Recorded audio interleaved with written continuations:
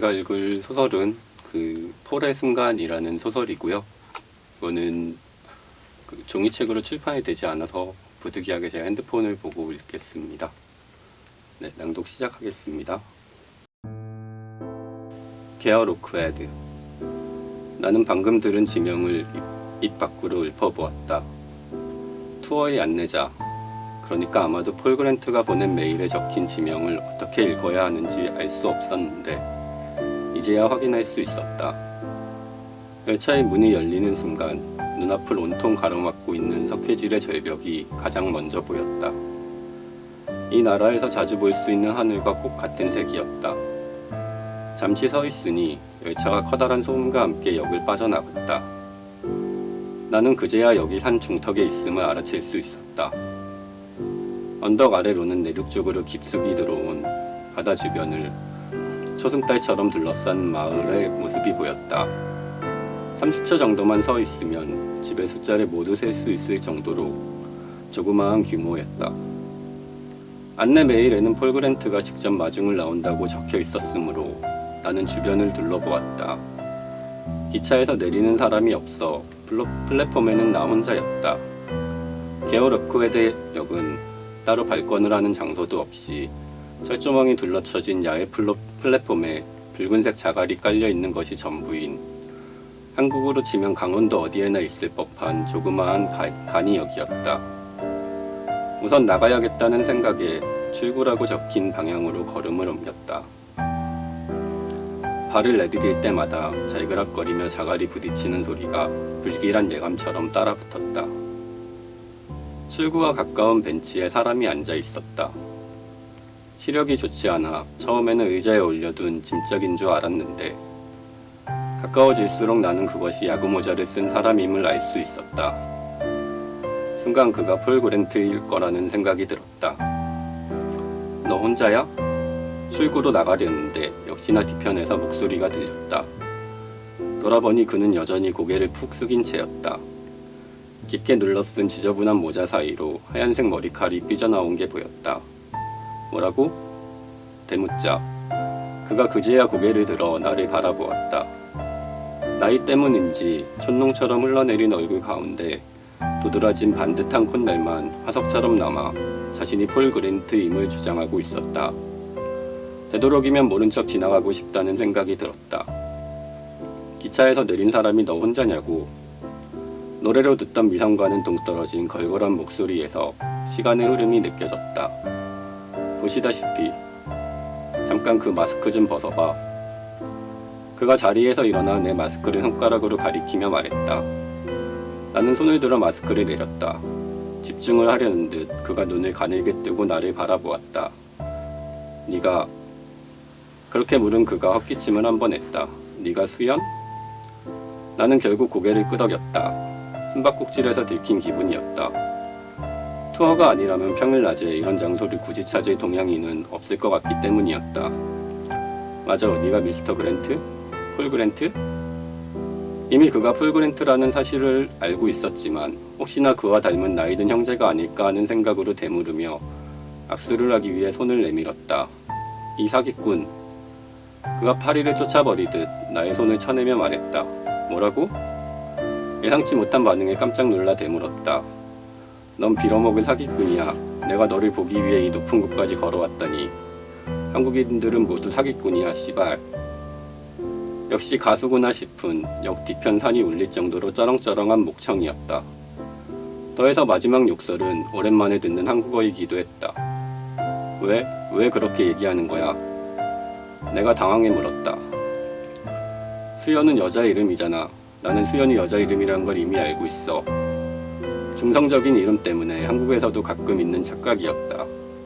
하지만 우리가 온라인 데이트 앱으로 만난 사이도 아닌데 화를 내는 이유가 무엇인지 당최 이해가 가지 않았다. 모두 그렇지는 않아. 아냐, 모두 그래. 너희들은 모두 거짓말쟁이들이야. 내 말은 수연은 남자 이름이기도 하단 거야. 자, 봐. 안주머니에 있던 여권을 꺼내 그에게 보여주었다. 왜 네가 남자라는 사실을 밝히지 않은 거야? 왜? 어딘가 연극적인 대사였다. 진정하고 내 말을 들어봐. 애초에 전화번호도 없이 메일 주소만 적어둔 건 당신이잖아. 그리고 그게 그렇게 중요한 이유가 뭔데? 빤한 수작이 보였으므로 나는 따지듯 물었다. 하 씨발, 너희는 언제나 말만 잘하지. 이건 이렇고 저건 저렇고. 그래, 내가 너무 멍청해서 번호를 남기지 않았네. 과장된 몸짓으로 그가 자신의 머리를 감싸쥐었다. 모두 이 폴 전응아 그랜트의 잘못이군. 항상 그랬듯이. 맹렬한 기세에 나는 뒤로 한 발짝 물러섰다. 투어는 아무래도 종료인 듯 싶었다. 여기까지 오느라 날린 돈. 이 나라는 교통비가 어마어마하게 비싸다. 여기까지 오느라 날린 돈을 생각하니 슬슬 짜증이 일었다. 그가 나로부터 등을 돌려 혼자 휘적휘적 출구를 향해 걸어갔다. 안 갈 거야? 이제 슬슬 귀국을 할 때가 아닐까 생각하는데 그가 돌아서서 나를 바라보며 물었다. 어디를? 투어 말이야. 네가 요청했잖아. 돈은 갖고 있지. 노카드 온리 캐시. 그가 다시 내 옆으로 걸어와 손가락 5개를 보이며 관광지에서 자주 볼 수 있는 택시기사처럼 말했다. 이미 안내 메일에 적혀 있어 가격을 알고 있었지만 물가가 높은 나라임을 감안해도 무척이나 비싼 가격이었다. 나는 잠시 망설이다 지갑에서 지폐 5장을 꺼내 건넸다. 한국 돈으로는 거의 10만 원에 가까운 액수였다. 이대로 아무 소득도 없이 돌아가면 여기까지 오는데 쓴 교통비도 아까웠고 곧 엄마의 생일인 탓도 있었다. 한국으로 돌아가 폴 그랜트를 만난 이야기를 해주면 그녀가 좋아할 것이 분명했기 때문이었다. 네, 여기까지입니다. 네, 선택하신 이유가 어떻게 되세요? 이 소설이 문장 웹진에 게재가 되어 있거든요. 그래서 유튜브라는 게 그렇잖아요. 그걸 보고 바로 소설을 읽을 수 있으면 좋겠다라는 생각으로 바로 검색을 해보면 나올 수 있는 소설로 골랐기도 했고요.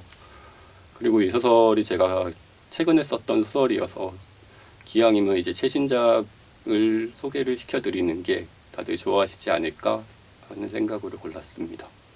수현이라는 이름이 작가님한테 어떤 의미세요? 그러니까 어떤 의미라기보다는 이 소설 안에 어떤 중요한 설정으로서 좀 중성적인 이름이 필요했었어요. 그러니까 이 지금 폴 그랜트라는 사람은 혹시 아시려는지 모르겠는데 예전에 리알토라는 밴드가 있었어요. 근데 그 밴드의 노래가 영국에서는 전혀 유명하지 않았는데 한국에서만 되게 유명해졌다가 그 뒤에 사라진 그런 밴드였는데 그 밴드를 모티프로 한 거 아닌데 그런 어떤 사람에 대한 이야기를 쓰고 싶었어요. 약간 동양의 어떤 작은 나라에서만 한 해 동안 되게 유명했다가 순간적으로 모든 걸 잃은 예술가의 얘기. 그래서 이 친구는 이미 수연이라는 이름을 가진 사람과 어떤 사연이 있는 어떤 그런 스토리입니다. 네, 이 티켓 안에 있는 마을을 어떻게 해서 가시게 된 거예요? 제가 이제 이 마을은 이제 제가 스코틀랜드에 한동안 머물 때가 있었는데 거기가 이제 반도처럼 생겼어요. 그래서 근데 이 반도의 이쪽과 이쪽, 그러니까 바다가 이렇게 들어와 있고 바다 이쪽과 이쪽이 정말 분위기가 완전히 다르거든요. 근데 저는 이 좋은 분위기 쪽에 있었고 이쪽으로 들어가면 이제 내륙 쪽으로 들어가면서 되게 어두운 분위기의 마을이 하나 있었는데 그 마을을 보면서 그 전까지 이제 몰락한 예술가의 얘기를 좀 써보고 싶다라고 생각했다가 이 마을을 우연히 지나가면서 여기면은 그 마을 배경이 되면은 너무 좋을 것 같다. 그 몰락한 예술가의 느낌과 마을의 느낌이 잘 맞아 떨어졌거든요. 황폐한 느낌에 주는 어떤 되게 완전히 회색 느낌을 주는 그런 곳이었어요. 그래서 여기가 거기에 딱 도착해서 둘러보면서 이야기들이 많이 생각이 났던 것 같아요. 그리고 여기면은 이 소설을 완성할 수 있겠다. 그래서 저도 그때 외국에 있을 때 썼었던 소설인데 되게 기분 좋게 썼던 것 같습니다. 그런 경험은 흔치는 않거든요. 어떤 지역에서 영감을 받아서 쓸 수 있는 저한테도 되게 좋았던 경험으로 남아있는 소설입니다.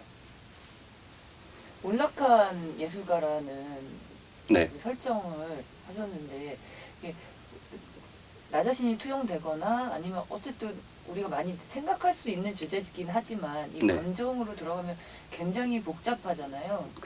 저는 이 소설을 이제 몰락한 예술가를 이어도 누군가는 거기에 대한 진심으로 좋아하는 사람이 있었고, 그래서 그 순간이기 때문에 그 순간을 이 폴 그랜트라는 친구가 느끼는 어떤 순간, 잠시 동안 그 과거로 돌아가는 어떤 그런 의미로서 폴의 순간이라고 제목을 지었었거든요. 그러니까 어떤 예술도 뭐 자기 개인적으로는 실패했다고는 생각할 수 있지만 누군가 읽은 사람이 있고 뭐 들은 사람이 있고 했으면 그게 감동을 받은 사람이 한 명이라도 있으면은 실패를 한 건 아니지 않을까. 그래서 약간의 그런 그 폴 그랜트를 위한 송가, 찬가 그런 느낌으로 썼던 것 같습니다.